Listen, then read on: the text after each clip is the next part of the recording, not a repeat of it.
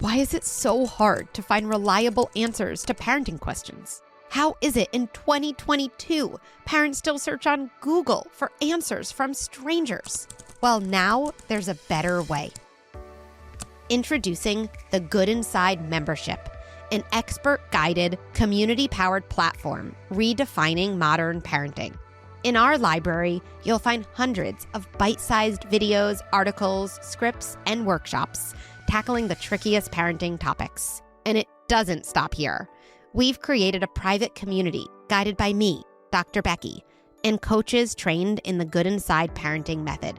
Here you can ask questions, connect with other parents, or attend a live event on a topic that matters to you. This is the parenting handbook that doesn't exist. This is parenting advice at your fingertips, where you need it, when you need it the most. This is Good Inside membership. Hi, I'm Dr. Becky, and this is Good Inside. I'm a clinical psychologist and mom of 3 on a mission to rethink the way we raise our children.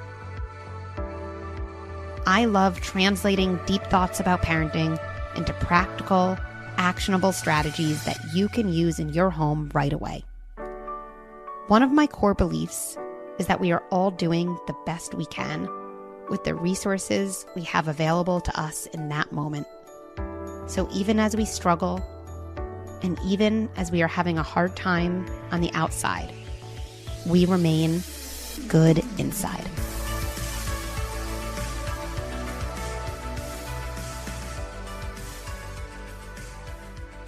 I have Gabby Bernstein on the podcast today, and I am so excited. Gabby is a #1 New York Times best-selling author. She just came out with her 9th, that's right, 9th book. She's an international speaker, and she's become a good friend of mine. In today's episode, I do something I haven't really done before.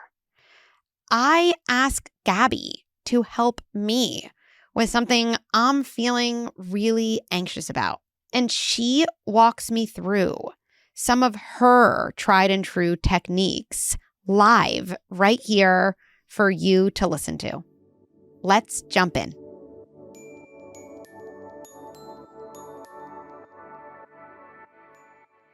Hi, Gabby. I am so happy that you're here with me today. Hello, my guru. I'm here with a cold and a funky voice because I would not let this moment pass me. Wow, I feel the exact same way about you, and I have loved connecting with you over the past year. So here we are, and what I'm really excited for is kind of our diving into this topic today of anxiety, which is something I think every single person would raise their hand and say, anxiety, yep, I have that, I've experienced that. And yet it's also one of those words that I think it's so hard to really even understand, what is it? How do we feel it? How do we experience it? And what can we do when we're feeling it? So before we jump into that together, can you tell everyone a little bit about kind of who you are and the types of things that you're interested in? So I am a author of 9 books. My 9th book, Happy Days, The Guided Path from Trauma to Profound Freedom and Inner Peace, is out right now, which is just major for me because I'll explain more about that.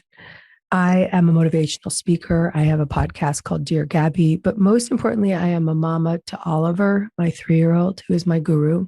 I joke that Dr. Becky is my guru, but my son is my only guru.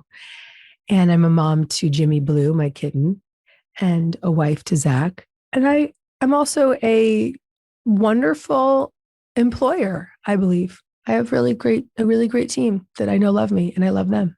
So that's actually in my new bio that I just wrote for myself.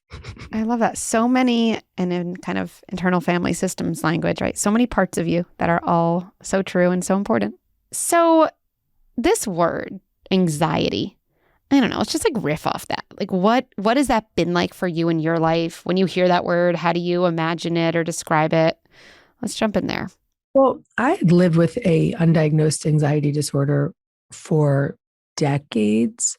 All the while, I was a spiritual teacher, studying yoga modalities, teaching meditation, using my meditation practice as like the lifeline, because instead of living without anxiety, I was managing my anxiety with my spiritual practice. Prior to this being a spiritual teacher and having a spiritual practice, I was managing my anxiety with cocaine and alcohol. I got sober at 25 and then decided to find better ways to live and coexist with anxiety, but not get to the bottom of it. Only until I was 36 years old. I'd been over a decade working as a spiritual teacher. I'd authored at least half a dozen or more books at that point. And I had a dream of being sexually abused as a child. And I woke up that morning and I just said, hell no, not touching that. A few days later, I was with my therapist. In my therapist's office, she said one or two things that just really let me return to acceptance of the memory, retrieve the memory. And so in my therapist's office, I was just like, this is real. This did happen. And when I say retrieve the memory, like retrieve the full body acceptance that this thing happened to me. But I couldn't get all the fragmented pieces put together quite yet, or not even really. I mean, there was images and sensations, but there wasn't a full understanding, but there was a knowing, yes, this happened to me. And what that meant to me was, first, it was a lot of relief. It was like, oh, okay, this is why I was a cocaine addict. This is why I have an anxiety disorder. This is why I try to control every corner of my life. This is why I'm now a workaholic. This is why. And then very quickly it became, okay, well, I feel like shit. How am I going to get myself to safety? But the relief came in knowing why I had that anxiety. So when we as the collective suffer from anxiety, it's our body saying that there's an unresolved emotional disturbance that is in the way of our natural ability to regulate. And so you can correct me because you're the therapist, but I am the devoted patient who has put hundreds of thousands of hours into this. And what I've come to understand now is that if we manage the anxiety, and there are tools for just calming our nervous system in the moment, all of that is beautiful. Meditation, breath work, a lot of what I'll teach today. It's beautiful, it's impactful, it's necessary. But really what I believe underneath it is the deep dive into undoing the patterns from our history that keep us stuck and truncated in this habitual response to unresolved traumas with a big T, small t, whatever they may be, absolutely affect us as parents, as I'm sure you've spoken about many times. And I think that it's a lot safer than you think to go to those places that scare you. There's so many things that are going on for me as you're sharing. First, and Gabby, you and I have talked about so many different things, not on anyone's podcast, but I didn't know about that part of your history until literally this moment. And I really mean this, just me to you. Like, thank you for sharing that with me. And it's clearly been like a really important part of your story. So thank you. And one of the things, I guess, that's coming up most powerfully for me now is I have often thought about anxiety as it's kind of like our body's way of saying, like, I don't want to be in my body right now. And when there are things that are unresolved, right, like you said, or unattended to, probably because until, these moments, they've been too dangerous to look at. They felt that way. When they surface in any way, even though, like you said, it's never in some coherent story. No one says, oh, I remember this thing that was so awful that happened when when I was young. No one says that because inherently the things were so impactful because they weren't processed for us and held in our kind of closest relationships. So you can't develop that coherence, right? But when they come up, if your threat system activates, your body essentially says, like, I need to run away from this. But it's really hard to run away from feelings and memories and sensations in your own body. It's like you're trying to run away from yourself in that moment. And to me, that is so much anxiety. And for anyone listening, just so you all know, Gabby said something about like a big T trauma, little T trauma. Big T trauma would be something that we can kind of point to as distinct events, right? So being abused as a child, living through, some civil war, right? These are like big T events. Small T traumas can lead to a lot of anxiety too, which is essentially the feeling of something happened that my body registered with a lot of uncomfortable, distressing sensations. And I was alone with that.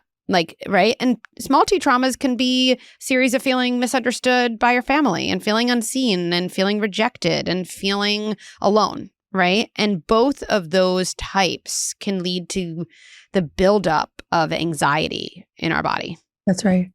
And what you're talking, I know anxiety is a part of us that shows up as a form of protection. We can unpack IFS or we can just use it very directly, right? So internal family systems is what we're talking about here.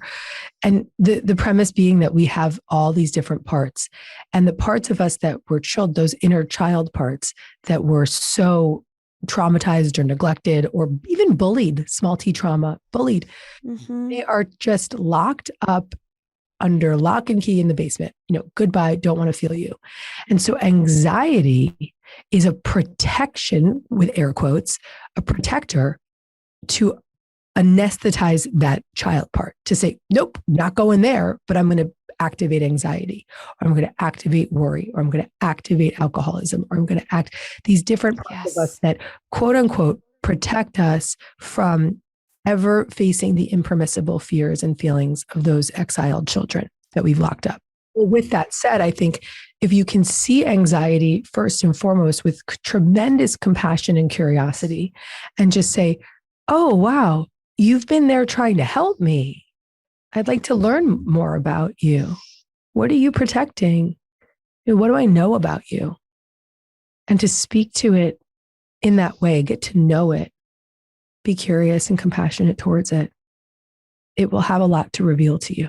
That is so powerful, right? This idea that we often talk to our kind of, and again, in air quotes, symptoms in adulthood with so much anger, right? What's wrong with you? What is wrong with me?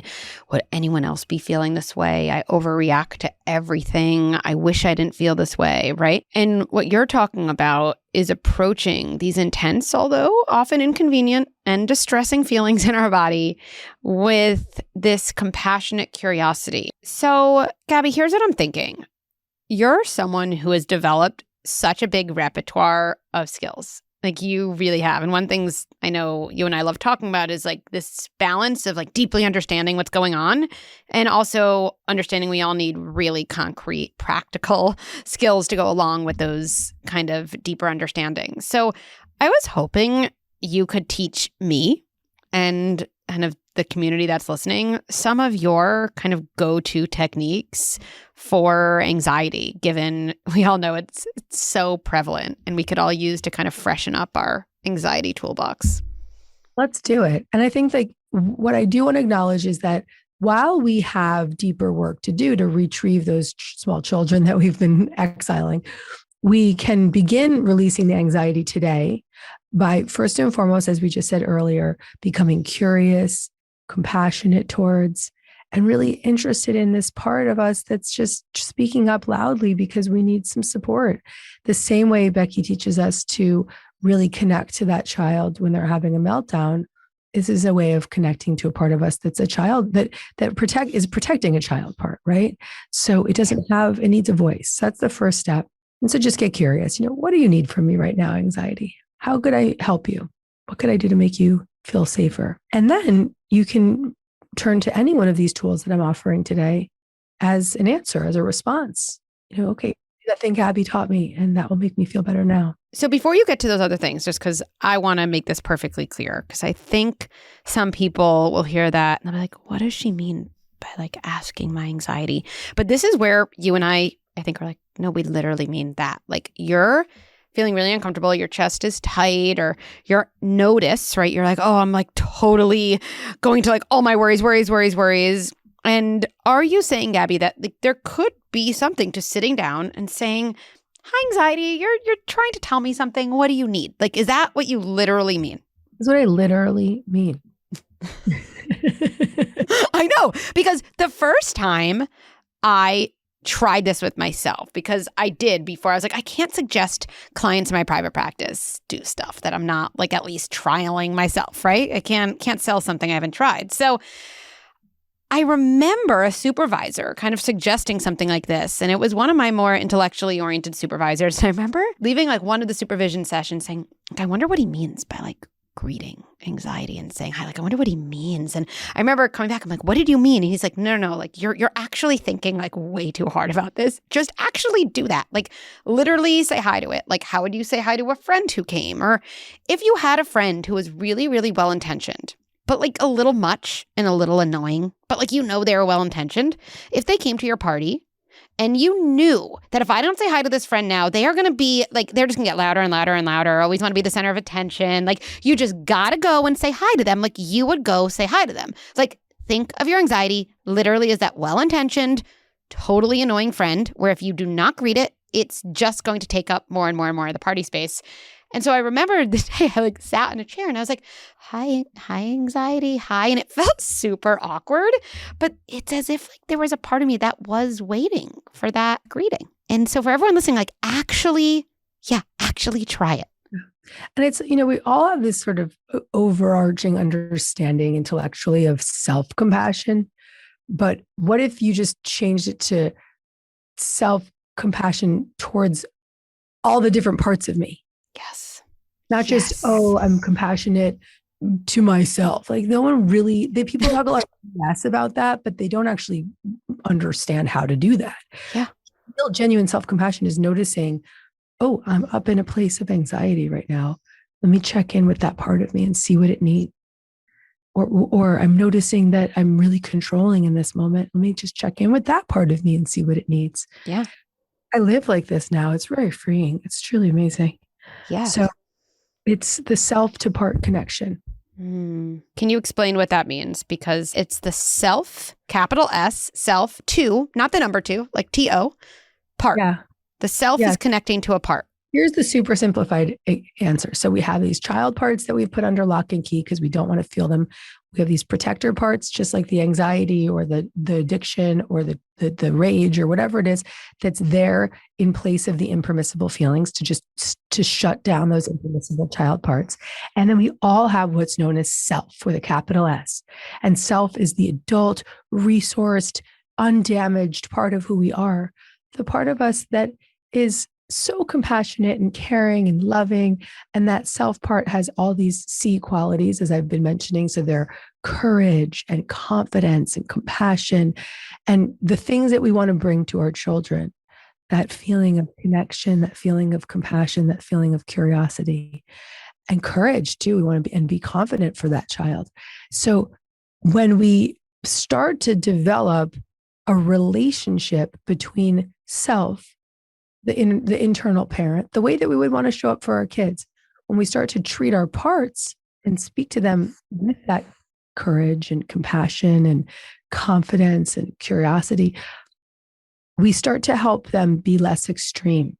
And that means that the anxiety has a purpose. We can say thank you to the anxiety. The anxiety has been doing a really good job of helping us be safe from big feelings that might blow us out. Mm-hmm. But we want to help the anxiety relax a bit. And we want to help the anxiety know what it needs more so it can self-soothe. And we want to let the anxiety be an internal director of that, there's something going on here, but not take over. Yes. And so it's about getting it out of its extreme role. And so that's self to part, bringing more self energy to that protector part so that ultimately down the road, you would begin to help the exiled children. But for now, let's just talk about the protectors, the anxiety. And I really want to make sure that I'm doing my best to demystify this because it's so profound and it's so healing.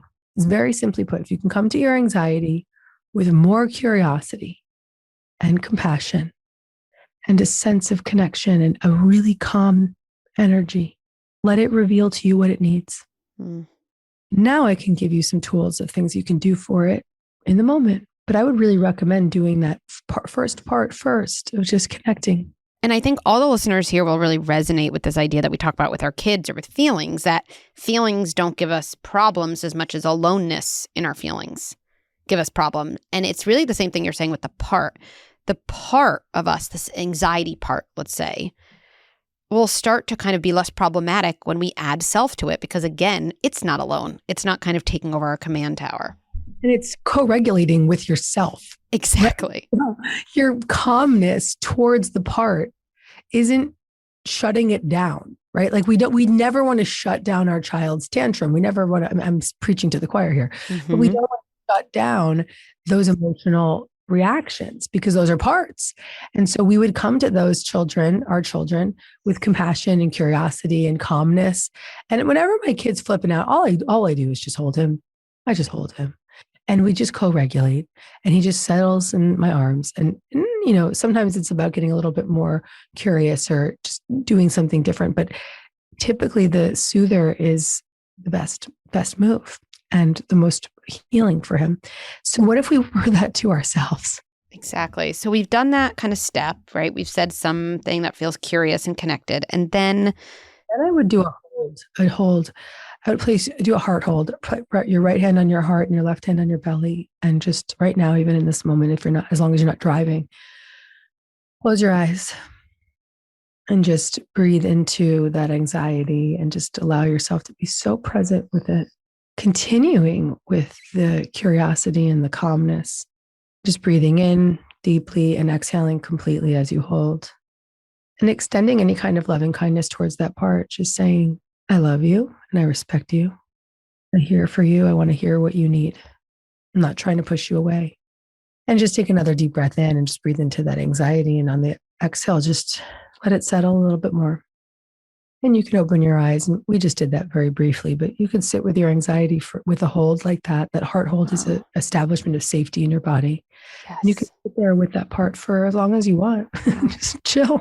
Can I ask you a question about that one? And even those you said directing loving kindness, because again, it actually makes me think about something that I feel like resonates in a parenting way, right? One of the things I think I try to say to my kids, especially when they're really struggling in a meltdown or tantrum, right, is you're a good kid having a hard time, right?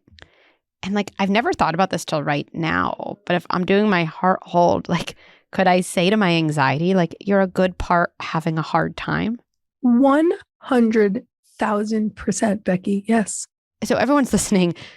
Nobody is going to know the exact right words for you besides you and your parts, right? Like there are messages we kind of need to hear, or at least really resonate, that I don't have the words for, Gabby doesn't have the words for. It might be like, wow, I just heard that. That actually is exactly right. But give yourself permission to experiment, right? If you heard what Gabby said, I love you, and you're like, oh, my body doesn't want that, but you're not doing it wrong.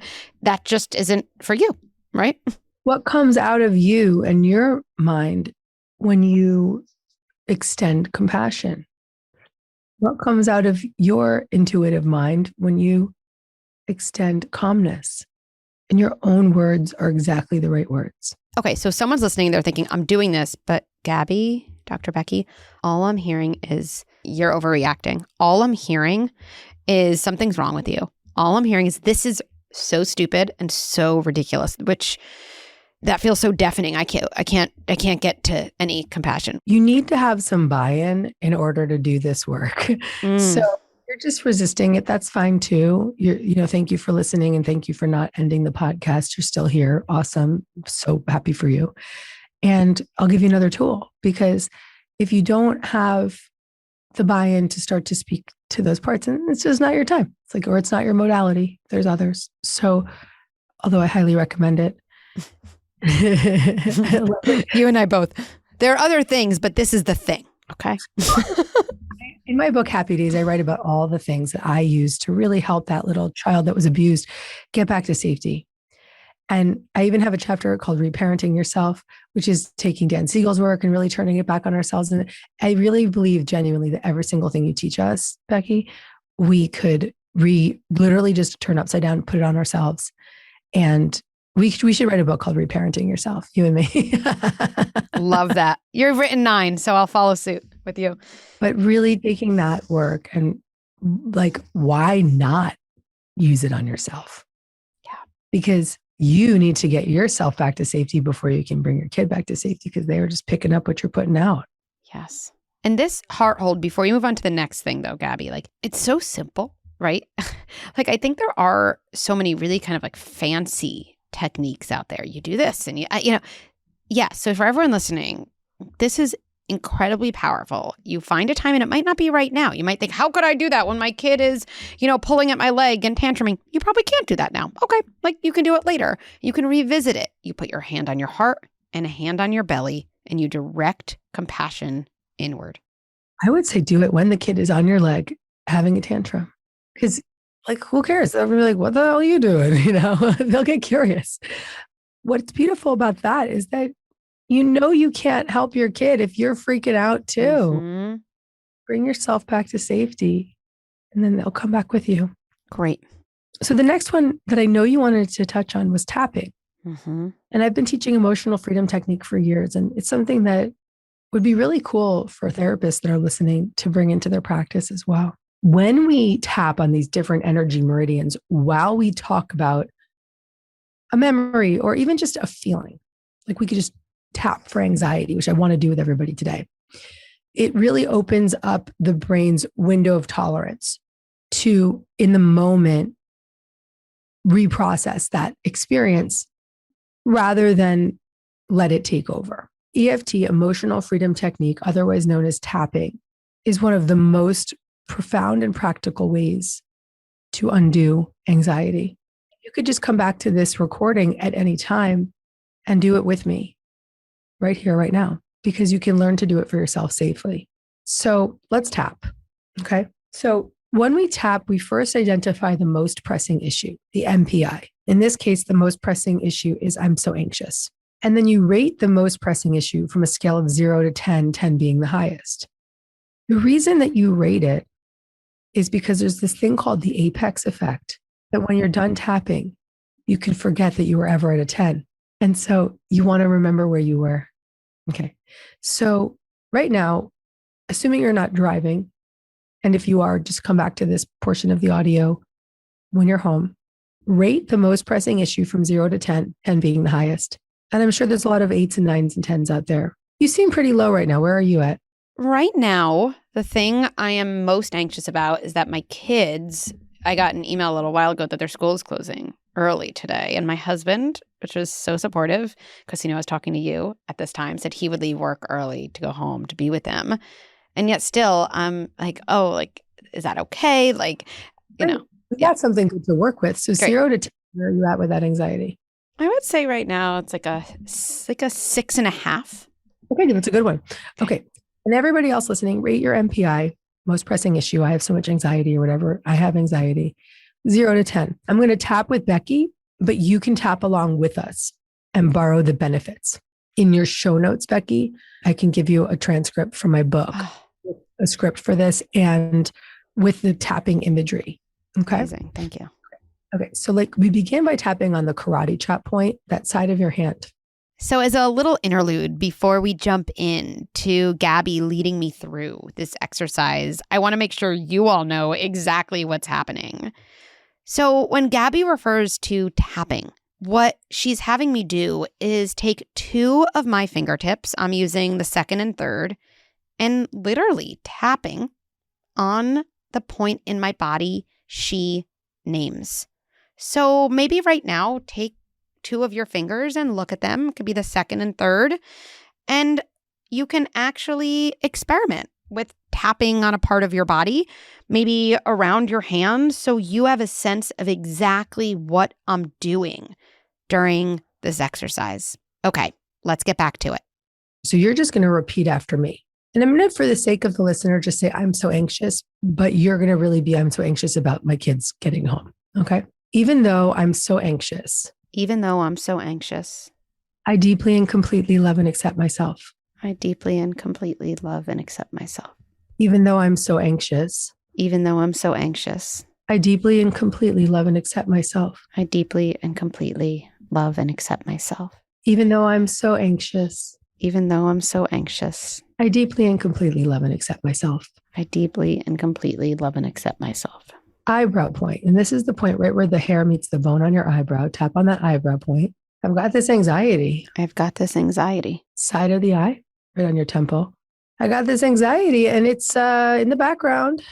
I've got this anxiety and it's in the background. Under the eye. And I'm a little nervous because I know it's there. And I'm a little nervous because I know it's there. Under the nose. And I'm anxious because I feel out of control. And I'm anxious because I feel out of control. Chin. What will happen if this doesn't work out the way I need? So Gabby continued to lead me through this tapping exercise for the next 4 or so minutes. I was tapping at various points on my body in a specific order she was naming, while saying aloud a series of validating descriptions, including words of welcoming and appreciating and accepting my anxiety, and then later words that reminded my body that I am safe. I'll now go to the ending so you can hear what happened.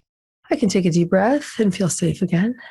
I can take a deep breath and feel safe again. Under the nose, I take another deep breath. I take another deep breath.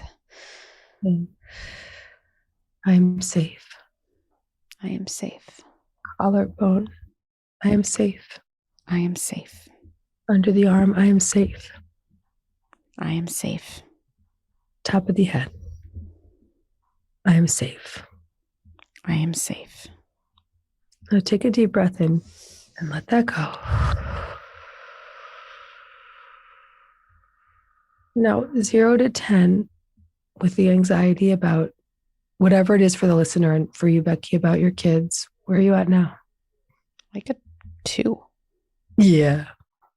Yep. Mm-hmm. Yeah. Works. Wow. I've known about EFT and tapping. I really mean this. I've never, ever done anything like that before. I've never been led in anything like that before. So thank you for giving me that experience. That was really powerful and really grounding. It's so grounding. And it's important that you know, when you're doing those negative rounds, it's good because it lets you feel the feelings and tap with them so they can be reprocessed or they can be released. Mm-hmm. And then with positive rounds, you're reprocessing them. Mm-hmm. In those, if that's the term, negative rounds, there's just also something kind of similar in some ways to some of the underlying, I don't know if it's mechanisms or approaches in IFS. Like I'm relating to the feeling. I'm naming it. I'm connecting to it. I'm kind of saying I'm not afraid of you because I'm talking about it. You're in a safe place, giving it a voice. Yeah. And just so everyone knows here, for me, when I started it, I was doing it. I'm gonna do the things Gabby tells me to do. She knows her stuff, and it felt awkward. It felt totally awkward.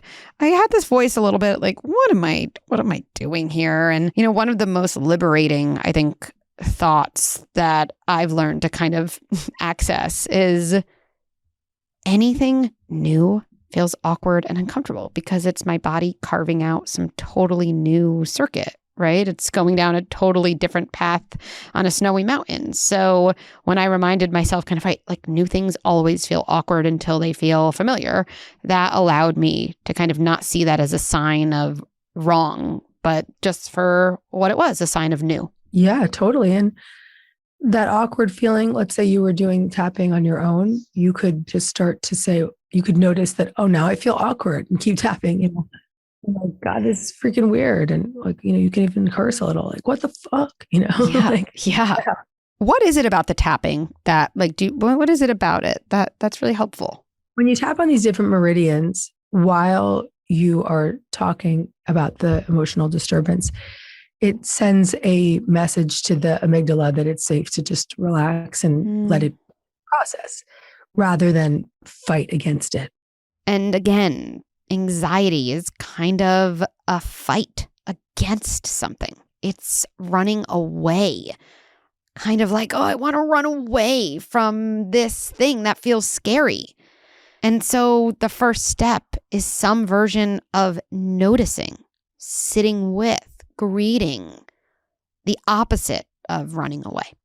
Somatic soothing experience while you're doing it. So that's a powerful, that's why I love the heart hold, doing the IFS with the heart hold. And we're kind of doing IFS now with EFT. Listen, I'm an experimenter. I will get a degree one day, but you know what? I've gotten a life degree. I do want to be a therapist. I didn't want to be a therapist, but I want to get a degree. I just want to do that for myself. But nonetheless, I have lived these practices day in and day out.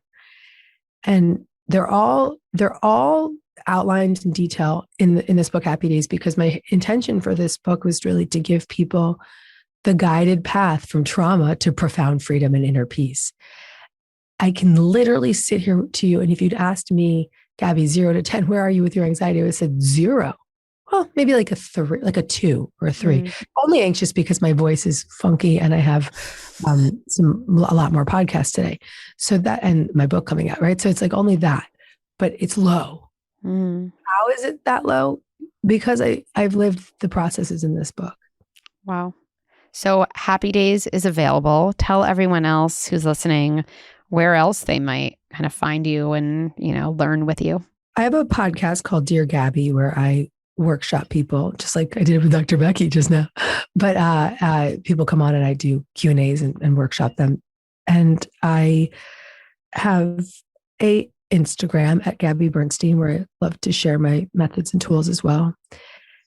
And the best beginning, I really pray for every parent to read Happy Days. Because while it's not a parenting book, it's a reparenting yourself book. And I really believe that if I hadn't done all the heavy lifting for myself, I wouldn't be as good a parent as I am today.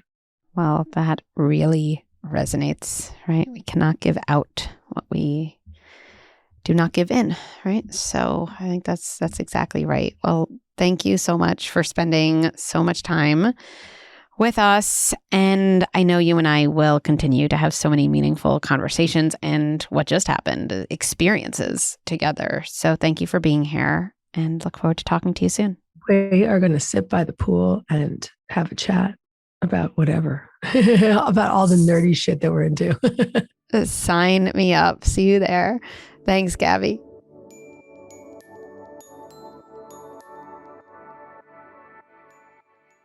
There are so many important things that came up in today's conversation, and I wanted to share a few resources with you if you want to take a deeper dive. You can learn more about Gabby and check out her books at gabbybernstein.com.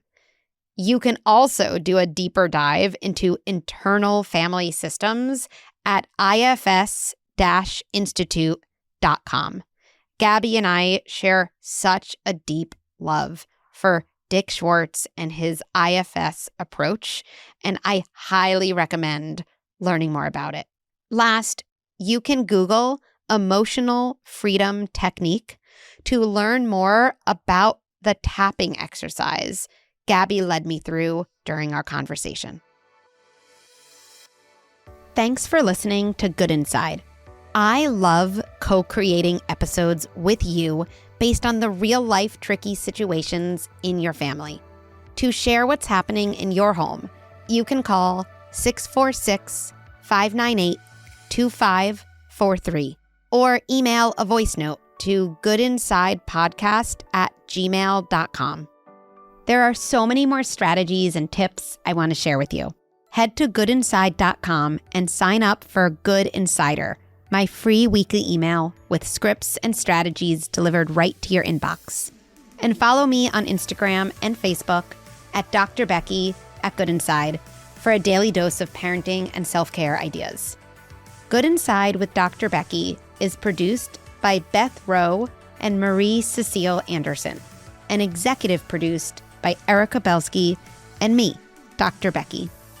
If you enjoyed this episode, please take a moment to rate and review it, or share this episode with a friend or family member as a way to start an important conversation. Let's end by placing our hands on our hearts and reminding ourselves, even as I struggle, and even as I have a hard time on the outside, I remain good inside.